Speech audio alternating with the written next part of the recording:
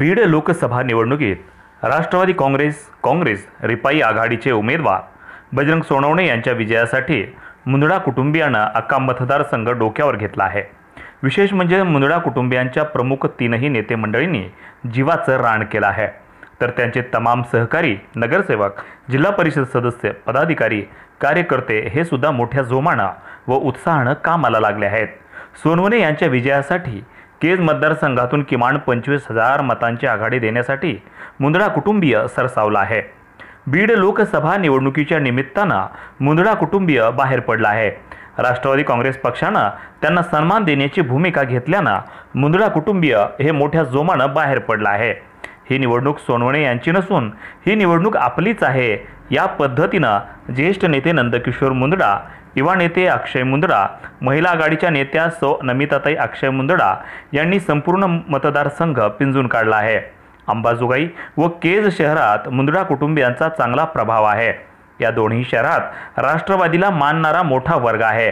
त्यापूर्वी मुंदडा कुटुंबियाला दोन्ही शहरांना चांगल्या मतांची आघाडी दिलेली आहे। त्या अनुषंगानं याही निवडणुकीत सर्वाधिक आघाडी मिळवून देण्याचा चंग मुंदडा कुटुंबियांनी बांधला आहे। राष्ट्रवादी काँग्रेस पक्षाचे संस्थापक शरदचंद्र पवार यांचे विचार तळागाळामध्ये पोहोचवण्याचा संकल्प मुंदडा कुटुंबियांनी केला आहे। या भागाच्या विकासासाठी त्यांनी अहोरात्र परिश्रम घेतलेले आहेत। केज विधानसभा मतदारसंघ यांची अतूट ओळख आणि स्नेह राहिलेला आहे, त्याची उतराई करण्याचा प्रयत्न मुंदडा कुटुंबियांनी केलेला आहे। ही निवडणूक सोनवणेंची नसून आपली आहे, यासाठी मुंदडा कुटुंबियांनी स्वतःला झोकून दिला आहे।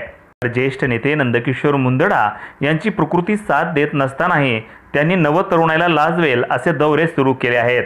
दररोज किमान 15 गावांचा दौरा करून हजारो मतदारांच्या गाठीभेटी घेऊन देशावर मोदींचं आलेलं संकट दूर करण्यासाठी राष्ट्रवादीला व विशेषतः बजरंग सोनवणे यांना विजयी करा असं आवाहन करीत आहेत।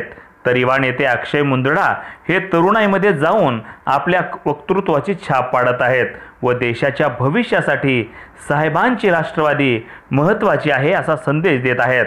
तर महिला आघाडीच्या नेत्या सौ नमिताताई मुंदडा यांनीही महिलांमध्ये जाऊन जनसंपर्क सुरू केला आहे। शेतकऱ्यांच्या, सर्वसामान्यांच्या आणि या भारताच्या सुरक्षिततेसाठी राष्ट्रवादी काँग्रेस व महाआघाडीचं सरकार गरज असल्याची भावना त्यांनी व्यक्त केली आहे। अंबाजोगाई शहरात राष्ट्रवादी काँग्रेस पक्षाचे ज्येष्ठ नेते शेख रहीम भाई, राष्ट्रवादी काँग्रेस पक्षाचे उपनगराध्यक्ष सारंग पुजारी, ग्रामीण भागामध्ये उपसभापती तानाजी देशमुख यांच्यासह इतर कार्यकर्ते, पदाधिकारी मोठ्या जोमानं कामाला लागले आहेत, ज्याचा परिणाम बाप्पांच्या विजयात रूपांतरित होईल अशी भावना राष्ट्रवादी काँग्रेस पक्षाच्या कार्यकर्त्यांमधून व्यक्त होत आहे। वार्ता YouTube न्यूज करिता परमेश्वर गित्ते, अंबाजोगाई, जिल्हा बीड।